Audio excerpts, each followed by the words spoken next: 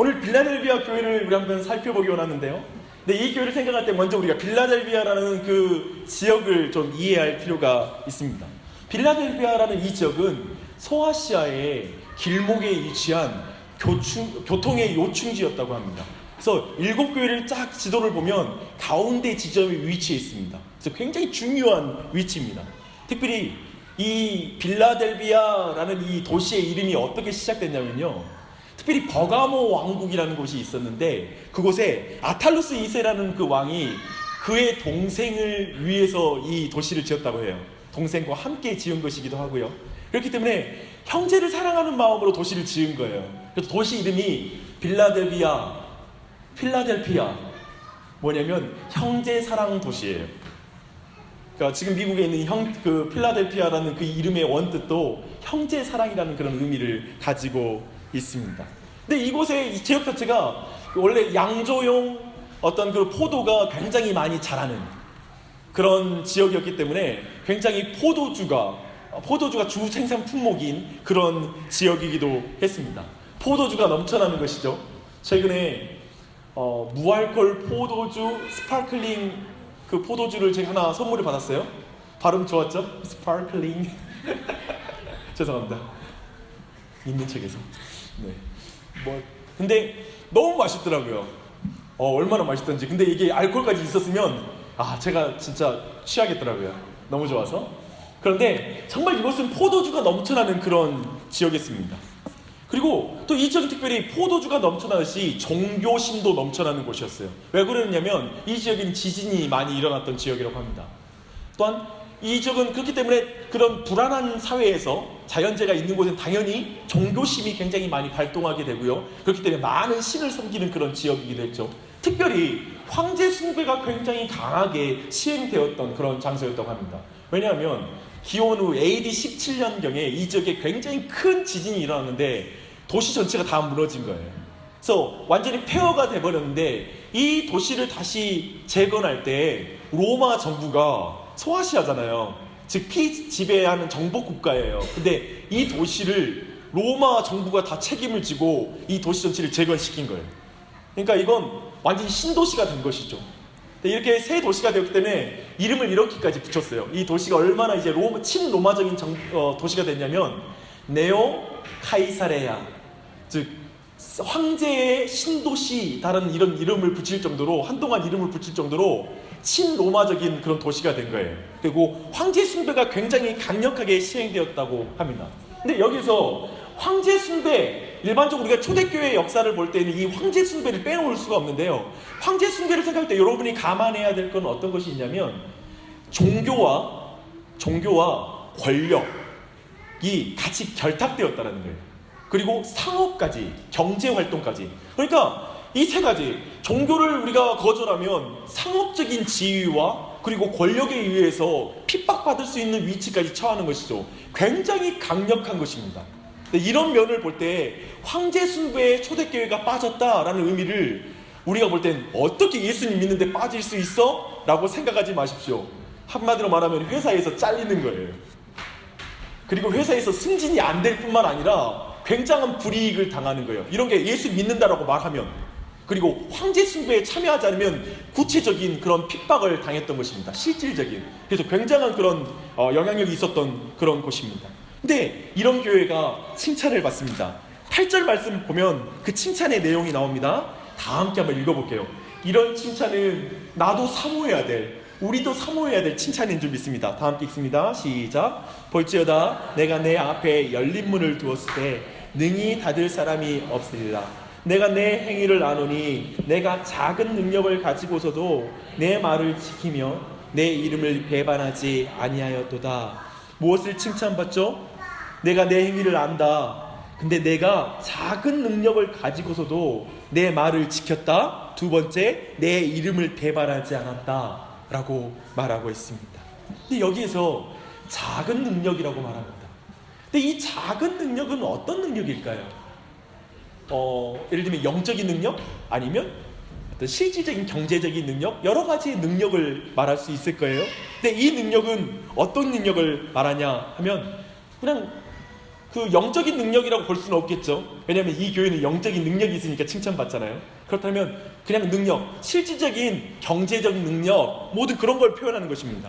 아마도 세상 사람들이, 타 종교인들이 볼 때 이 빌라델비아 교회는 재정 규모도, 건물도 제대로 서 있지 않고, 실력도 없고, 규모도 굉장히 작은 그런 작은 교회였습니다. 조그만 교회였던 것이죠. 빌라델비아 교회는 한마디로 매우 초라하고 능력 없고 아주 조그마한 그런 교회에 지나지 않았습니다. 근데 여기서 이 작다라는 말이 있잖아요. 이 작다라는 표현의 그 헬라어는 마이크론이라는 그런 단어가 쓰여요. 근데 이 마이크론이라는 이 단어 자체가 뭐냐면 너무 작아서 보이지 않을 정도로 작다라는 뜻이에요. 그러니까 한마디로 말하면 정말 이 교회는 능력이 없는 교회예요. 볼품없는 교회였다라고 말하고 있는 거예요.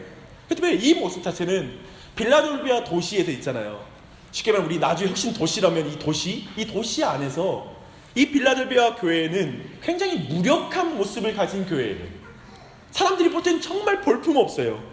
그리고 빌라델비아 마치 그 모습이, 이 교회의 모습은 그 몇 스푼의 누룩이 밀가루 통에 들어가면 그냥 밀가루 통에 섞이는 것처럼 보이잖아요.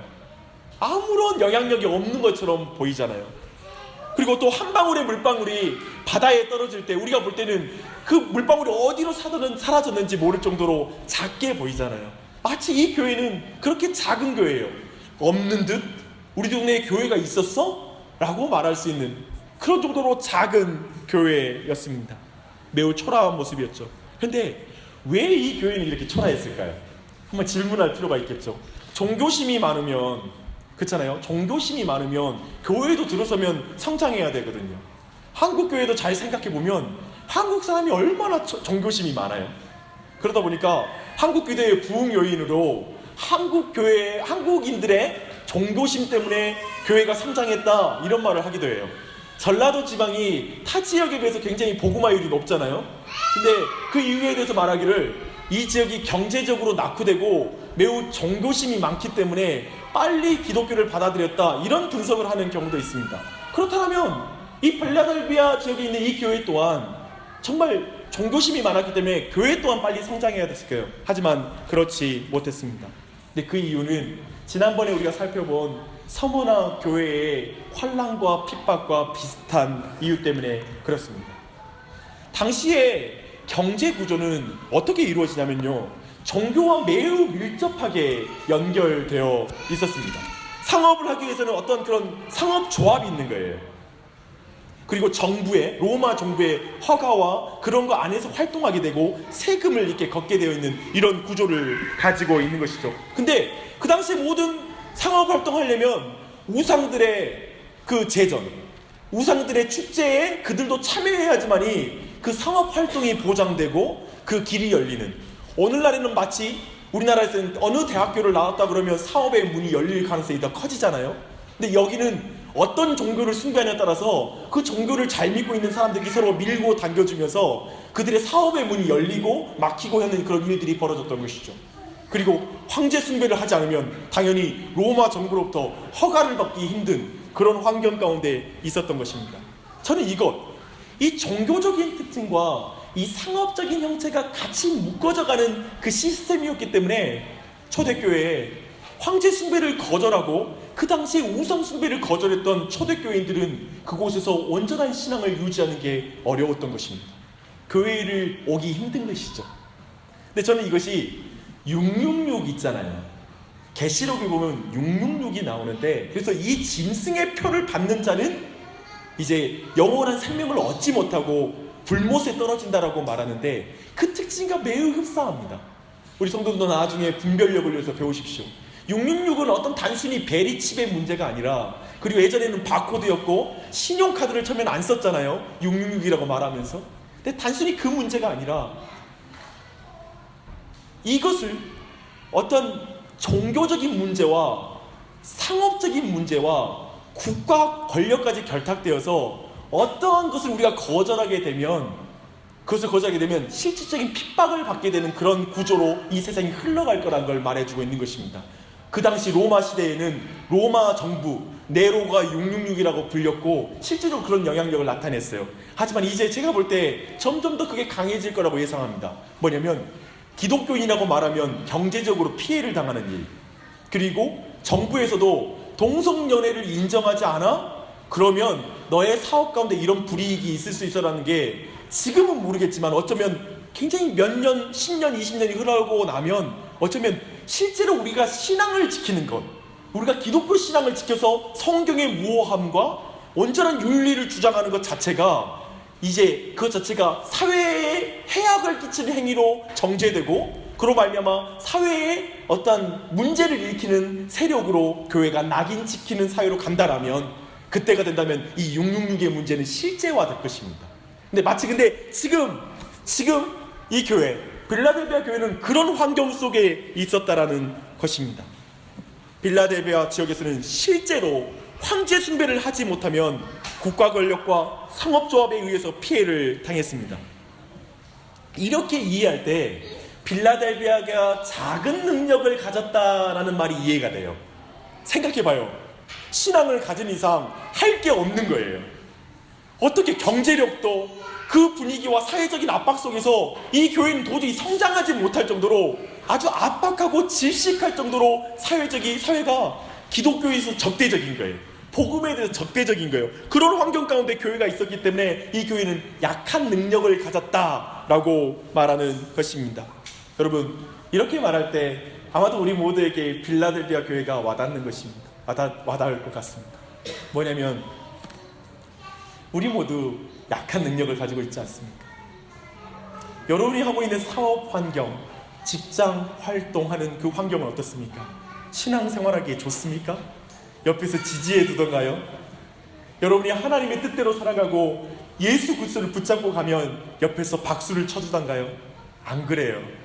우리 모두 정말 제대로 신앙생활하면 정말 우리 회사와 우리 업계에서는 매장당할 거야, 나는 더 이상 성공할 수 없을 거야 라고 그렇게 느끼고 있을 것입니다. 지금 빌라델비아 교회가 먼 이야기가 아니라 사실은 그들이 그 처한 척박한 그 신앙적 환경이 사실 우리 모두에게 동일하게 적용되는 내용이라는 것입니다. 그때 어쩌면 우리 모두 말할 거예요. 나도 능력이 없는데, 나도 약한 능력인데, 나도 정말 이 세상에서 정말 밀가루통에 들어간 누룩처럼 내 자신이 보일 때가 있고 정말 바닷물에 떨어지는 듯한 나 같은 게 정말 여기서 특별하게 믿음으로 살았다고 해서 세상이 바뀌는 게 뭐야? 사람들이 날 알아주기나 해? 내가 여기서 죽으면 누가 알아줘? 믿음대로 산다고 해서 누가 알아줘? 라는 마음을 가질 정도로 우리는 열악한 환경 속에서 약한 능력을 가진 성도라는 걸 알 것입니다. 근데 이걸 우리가 공감할 때에만 빌라델비아 교회를 향한 주님의 위로의 말씀이 우리에게도 위로로 다가오게 됩니다. 이제 한번 보십시다. 이 빌라델비아는 이런 약한 능력을 가지고 두 가지의 어떤 일을 행하였다고 합니다. 그 칭찬의 내용은 뭐냐면 첫 번째, 말씀을 지켰습니다. 말씀을 지켰다라고 말합니다. 또 두 번째는 핍박을 받으면서도 그가 주님의 이름을 배신하지 않았다라고 말하고 있습니다. 저는 그 주님의 이름을 배신하지 않았다라는 말씀과 주님의 말씀을 지켰다라는 말은 크게 다르지 않다라고 생각합니다. 비슷한 의미라고 생각합니다. 여러분, 주님의 이름을 배신하셨습니까? 지난 한 주 동안? 그러면 아무도 아니요, 저 예수님의 이름을 거절한 적 없는데요 라고 말할 것입니다. 그러나 주님의 말씀에 순종했습니까? 주님의 말씀을 끝까지 붙잡았습니까? 라고 묻는다라면 약간 좀 더 여러분 안에 적용적으로 와닿을 것입니다. 이 두 가지. 그러나 이 교회, 빌라델비아 교회, 위태위태하고 더 이상 버틸 수 없을 것 같은, 정말 누군가 보면 됐어, 신앙 부인해, 마치 욥을 향하여 그 아내가 말했던 것처럼 하나님을 저주하고 죽어버려. 왜 너 당신에게 이렇게 저주하는 하나님을 계속 믿고 있는 거야? 환경을 열어주지 않는 하나님을 왜 그렇게 끝까지 붙잡고 있어? 환경을 바꿔주지 않는 하나님, 보이면 나에게 눈에 보여줘봐, 그냥 적당히 믿어 라고 말하는 그 환경 속에서 이 빌라델비아 교회는 그 말씀을 지켰다라고 말하고 있습니다.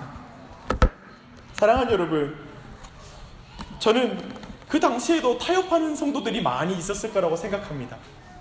그렇겠죠? 없었겠습니까? 저는 초대교회를 생각하고 막 할 때 여러분 막 상상하면서 막 위대한 교회, 아무런 문제가 없고 막 잘 굴러가는 교회였다, 그렇게 상상하지 말고 우리 교회랑 한번 비교해서 생각해 보십시오. 아마도 이랬을 거예요. 먹고 살아야 할 것 아닌가. 너야 예수에게 미쳐서 그렇게 살지만 자식들은 무슨 죄로 고생이냐. 적당히 좀 믿어라 라는 말 앞에 그들 또한 처해 있었을 것입니다. 현실적인 문제 앞에 많은 사람이 배교했을 거예요. 하지만 빌라델비아 교회는 본질을 지킨 교회였습니다. 예수님께 연결된 교회가 되기 위해서 이 교회는 말씀을 지켰습니다. 사랑하는 여러분, 저는 빌라델비아 교회가 가장 힘들어했을 말은 뭐였을까요? 이런 말 들으면 제일 힘들었을 것 같다. 저는 이렇게 생각해봐요. 야, 말씀에 순종하면 밥 먹여주냐? 예수가 배고픈 너의 자식들 배를 채워주더냐? 도대체 너의 하나님은 어디 있냐?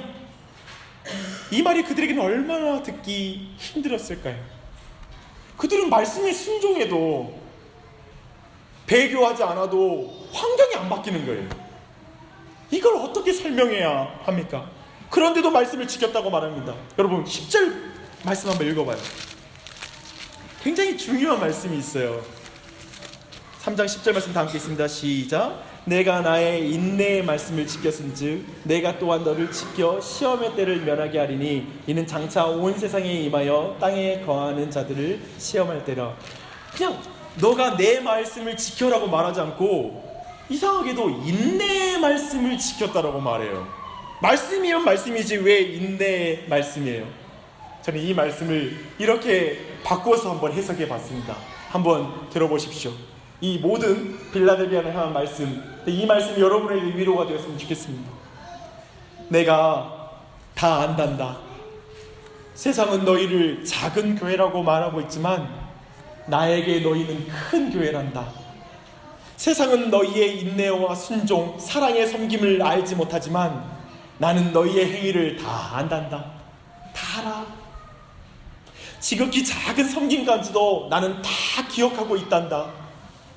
교회를 다니며 달콤한 설교를 듣는 사람은 많지만 너희처럼 인내의 말씀을 지키는 자는 적구나. 기억하렴. 인내의 말씀을 지키는 너희를 통해 내가 누구인지 세상에 보이겠다. 너희에게서 나를 보지 못한 자들은 심판대에서 나는 너희에게 알지 못한다고 말할 것을 들을 것이다. 하지만 인내의 말씀을 지키는 너희는 내가 마지막 날에 내가 너 알고 있다 라고 말할 것이란다. 사랑하는 여러분, 인내의 말씀을 지킨 빌라델비아를 향한 이 교회의 위로가 여러분에게도 있기를 바랍니다. 사랑하는 여러분, 저는 여기에서 빌라델비아 교회를 통해 본 종말을 사는 교회의 세 가지의 특징을 여러분과 나누고 오늘 말씀을 같이 마무리하기 원합니다. 그 첫 번째는 따라하겠습니다. 견디는 교회가 이기는 교회다. 다시 한번, 견디는 교회가 이기는 교회다. 그거 생각나죠? 살아남는 자가 강한 자다. 근데 그 의미는 완전히 달라요. 계시록의 7교회를 보면 이기는 자에 대한 반복적인 표현을 합니다. 즉 너가 내 말을 듣고 회개하면, 그래서 이기는 자가 되면 마지막 날에 영생의 복을 받게 되는 것이죠. 이 이기는 자라는 표현입니다. 근데 이 이기는 교회란 뭘까요? 생각해봐요. victorious 교회인 거예요. 그 승리하는 교회.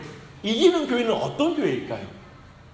빌라델비아 교회가 이기는 교회에 저는 가장 가까운 교회라고 생각합니다. 그렇게 볼 때 우리는 빌라델비아 교회가 이런 교회였을까요? 다윗과 같은 교회. 그 골리앗이라고 말하는 거대한 세상을 작은 몸짓을 가지고도, 작은 능력을 가지고도 이기는 교회. 그게 지금 여기서 말하는 빌라델비아 교회일까요? 아니면 작은 어떤 규모이지만 골리앗을 쓰러뜨리는 강소교회, 그런 이미지를 말하는 것일까요? 저 미국에는 있잖아요, 그 Savior Church라는 교회가 있어요. 구세주 교회. 라는 교회가 있는데, 이 교회의 성도는 한 150명 정도의 교회 멤버가 있어요. 근데 이 교회가 200개 이상의 사회 구제 사업을 하고 있어요. 그리고 이 교회의 1년 예산이 220억 정도 된대요. 150명인데 무슨 사업자들만 다 모아서 그런 걸까요? 비즈니스맨들만 다 모아서 그렇게 한 걸까요? 그렇지는 않은 것 같아요. 근데 이 교회는 새신자 교육 훈련이 2년짜리니까 2년 돼야지 새신자 그 교회 멤버가 되는 거예요. 되게 굉장하죠? 근데 아무튼 독특한 교회예요. 그렇기 때문에 이 교회를 보면서 어쩌면 오늘날 한국 교회는 몸짓은 너무나 크지만, 그러나 진짜 실질적으로 사회적인 영향력이 없는 이 상황에서 이 교회, 이 세비어 교회가 지금 많은 한국 교회에서 회자되고 있고, 그리고 이런 교회는 어떤 비결이 있을까라고 이렇게 살펴보고 있습니다. 근데요, 여기서 질문이 있습니다. 이 빌라델피아 교회가 다윗과 같은 교회였을까요? 아니면 진짜 이 세비어 교회처럼 구세주 교회와 같은 교회였을까요? 아니요. 제가 생각할 때는 그 교회들과 비교하는 건 무리라고 생각합니다. 생각해 보십시오. 다윗은 한순간에 아마 1시간도 안 되는 몇 분에 지나지 않는 싸움의 결과로 그의 신분은 완전히 바뀌었고, 환경도 바뀌었고, 전세도 완전히 바뀌었어요. 그쵸? 한 방이에요. 그리고 어떤 이 세비어 교회 자체도 굉장히 큰 어떤 헌금에 할 수 있는 그런 구성원들을 있고, 그리고 굉장한 영향력이 있을 수 있는 그런 220억이라는 어마어마한 헌금을 할 수 있는 그런 경제력이 있는 것 같아요. 그런 면에서 볼 때 빌라델비아 교회와 비교하는 건 안 된다고 생각합니다. 왜냐하면 빌라델비아 교회는 오늘 말씀 순종해도 평범한 일상이 계속돼요. 오늘 방금 전에 교회에서 순교자가 나왔거든요. 근데 내일 아침 별다름 없이 계속 핍박받는 상황은 계속되고, 교회 형편은 전혀 나아지지 않아요. 교회 성도도 늘지 않아요. 이해되세요? 이런 교회와 다윗과 골리앗, 아니면 아까 말했던 구세주 교회와 우리가 곧바로 등치시키는 것은 어려운 것 같습니다. 그런데요, 빌라도 교회는 그래도 견디는 교회입니다. 그래도 말씀을 붙잡는 교회이고, 그래도 경건의 삶을 포기하지 않는 교회입니다. 그래도 예수님을 버리지 않는 교회. 귀하지 않습니까? 여전히 가난하고 여전히 무력하고 여전히 교회는 세상 속에 작지만 그래도 견디는 교회. 성경은 놀랍게도 이 교회를 이기는 교회라고 그러는 거예요. 이해되세요? 우리가 볼 때는 다윗이 이겼고, 우리가 볼 때는 실제적으로 환경을 바꾼 세비어 교회가 진짜 이기는 교회처럼 보이지만, 저는 그 교회들이 이상한 교회라고 말하는 게 아닙니다, 여러분. 그렇지만 정말 현실 속에서, 평범한 일상 속에서 그저 견디는 교회, 이겼다라고 말할 수 있는 놀라운 성취를 보이지 못한 교회, 버벅대면서 그저 그 자리에 깃발 꽂고 모진 풍파를 받으면서 그저 달려가지도 못하고 그저 머리로 기어가는 교회. 근데 그 교회를 보고 이겼다고 말하는 거예요. 어쩌면 사랑하는 성도 여러분, 그렇게 본다면 저는 여러분 안에 이런 칭찬 받을 수 있는 사람 없을까요? 버벅대지만 포기하지 않고 지금도 신앙을 붙잡고 있는 사람, 빠르게 달려갈 수는 없지만 아직도 예수님 믿는 거 포기하지 않고 이 자리에 나와 있는 사람, 근데 여기에 은혜가 있다라고 생각하면서 교회에 붙어 있는 사람, 예수님 만나고 싶어하고 여전히 죄 가운데 연약함이 있고, 그리고 환경적으로 너무나 열악하지만 그래도 나는 예수님을 포기할 수 없어라고 말하는 사람, 그래서 지금까지 신자라는 정체성을 포기하지 않고 지키고 있는 사람, 그 사람을 향해 하나님이 이긴 자라고 말하는 것이죠. 어쩌면 우리는 이 이긴다라는 정의가 빌라델비아 교회를 향해 주어진 이 비밀이 우리 모두에게 많은 생각을 갖게 한다고 생각합니다. 사랑하는 여러분, 전 여러분이 목사로서도 그런 마음인데, 저는 교회가 세비어 교회처럼 가시적인 능력 좀 가졌으면 좋겠습니다. 220억? 와, 우리 교회 성도 한 150명 되는데 막 그런 교회 되면 얼마나 좋겠어요? 그런데요, 그거보다 저는요, 우리 성도님들 잘 견뎠으면 좋겠습니다. 잘 견디십시오. 포기하지 마십시오. 붙어 있으십시오. 그리고 두 번째, 빌라델비아 교회를 통해 보는 종말을 사는 교회의 두 번째 모습은 규모가 아닌 본질을 붙잡는 교회가 이기는 교회라는 사실입니다. 규모, 즉 어떤 외모, 규모와 활동으로 평가하지 않는 하나님이심을 꼭 기억하십시오. 사실요, 예배소 교회는 선교하는 교회로 거기에 바울도 있었고 아볼로도 있었고 굉장히 유명한 사역자들이 거쳤기 때문에 바나바가 있었기 때문에 굉장히 유명한 교회예요. 그리고 라오디게아 교회, 사대교회, 지난번에 살폈던 것처럼 사대교회는 강남에 있는 교회예요. 부자 교회예요. 굉장히 교회가 커요. 근데 그런 교회를 향하여 하나님은 크다고 말하지 않아요.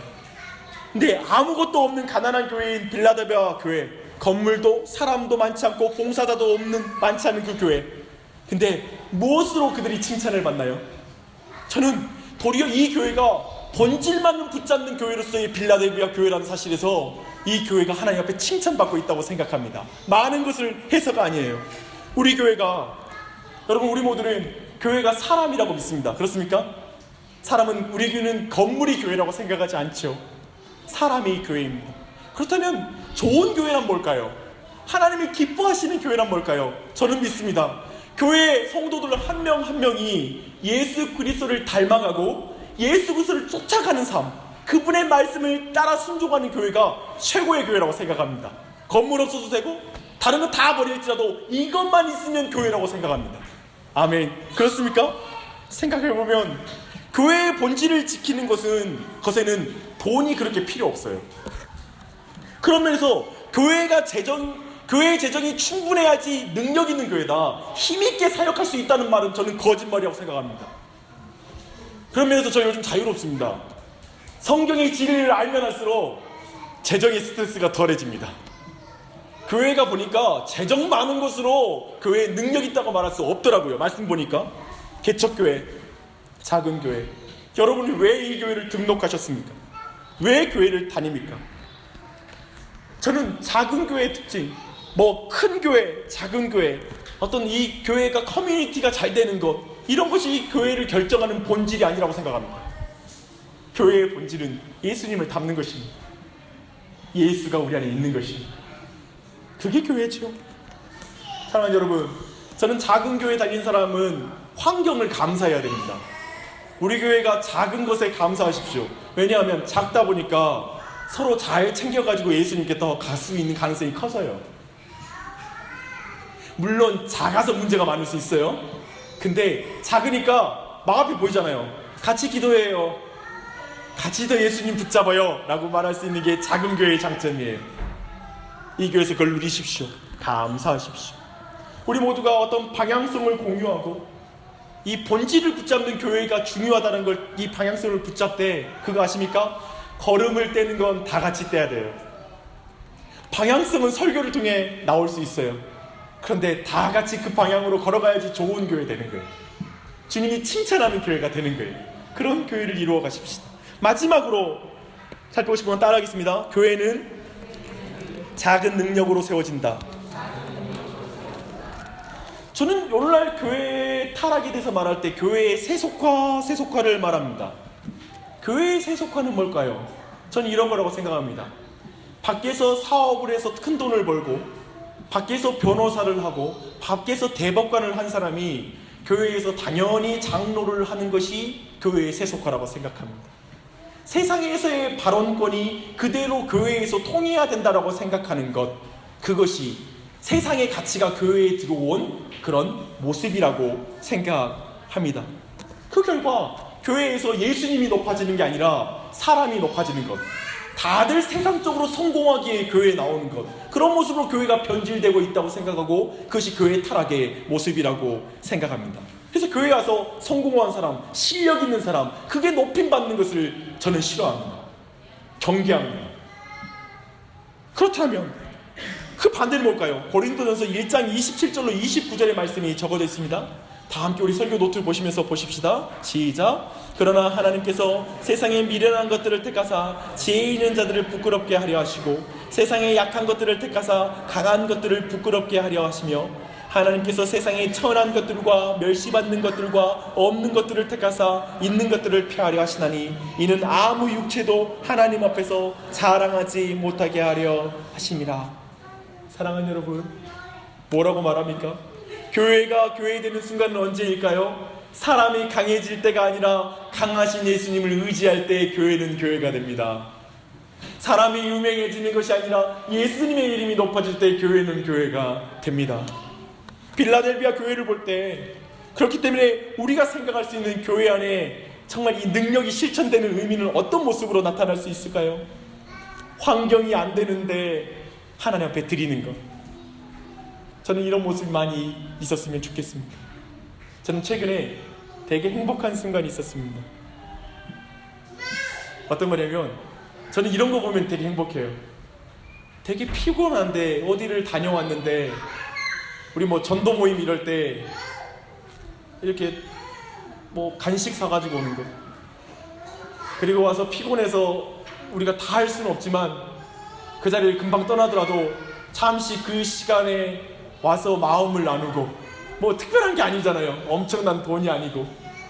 그렇지만 그 마음으로 와서 음료수 한 잔 갖다 주고 전도하는 일에 와서 같이 기도 한번 하고 가고, 저는 그거 하나님이 칭찬하신다고 생각해요. 그게 행복해요. 그게 사역의 기쁨인 것 같아요. 교회 할 때 어떤 걸 하나님이 기뻐하실까요? 자신의 능력은 한 달란트와 같이 작을지 모르지만 그거 그냥 겸손하게 나누는 것, 그걸 굉장히 하나님 기뻐하실 것 같아요. 저는 크리스마스 때 우리 교회 아이들이 막 프로페셔널하지 않지만 아마추어하게 나와서 막 하는 모습 보면 되게 행복합니다. 막 잘난 사람만 앞에서 연주하는 게 아니라 이제 막 배우기 시작하는 사람도 자기가 배운 것까지 교회에서 나눌 때 함께 기뻐하는 것, 저는 그런 교회가 좋습니다. 아마도 그 의미가 이 안에 있을 것입니다. 사랑하는 여러분, 교회는 돈으로 세워지는 게 아니라 사랑으로 세워집니다. 제가 보니까 교회가 돈이 없어서 문제가 아니라요, 사랑 없어서 교회는 문제가 돼요. 교회는 능력이 없어서 문제가 아니라 믿음이 없어서 문제더라고요. 교회를 세우는데 우리의 능력은 많이 필요하지 않더라고요. 제가 정말 많이 봐요. 제가 이제 2년 동안 사역하면서 딱 배운 건 뭐냐면, 잘나고 똑똑하고 돈 많은 사람이 교회를 세우는 게 아니야. 분명히 아니에요. 믿음 있는 사람이 세워요. 십자가 지는 사람이 세워요. 확실해요. 예수님 닮은 사람이 세워요. 그거 배웠습니다. 저도 여기까지 오면서 좀 주변에 도움받아서 비교적 성도들에게 큰 어려움 지우지 않고 쉽게 내가 도와줘서 내가 희생을 많이 하고 결정하면 교회가 잘 세워질 줄 알았어요. 근데 제가 깨달은 게 뭔지 아세요? 성도들하고 더 늦게 가는 게 낫지, 내가 성도들의 하나님께 드릴 십자가 지는 걸 내가 빼앗아 오면 목회가 더 안 된다는 거 배워요. 이해되십니까? 말씀 마무리하겠습니다. 한 목사님이 이런 말씀을 하셨다고 합니다.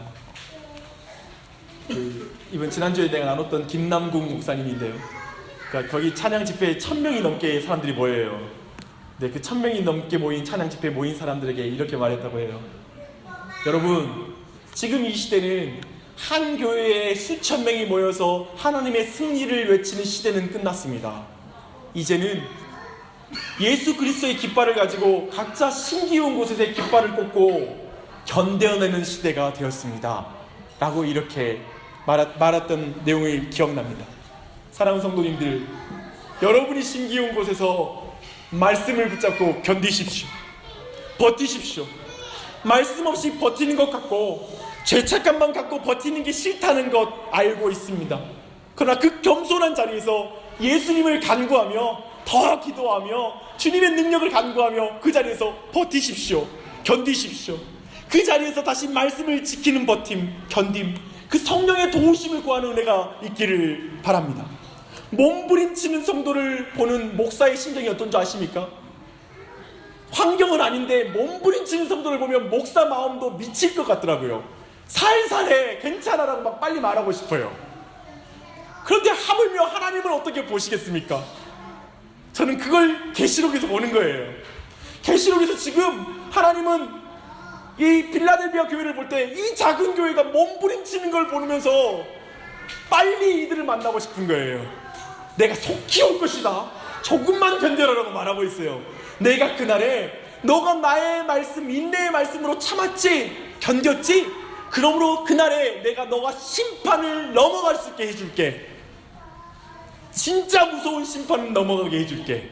지금 작은 고난을 당하려. 이렇게 말하는 것입니다. 그런 은혜 가운데 나아가는 우리 성도님 되시길 바랍니다. 함께 견딥시다. 함께. 교회니까요. 기도하겠습니다.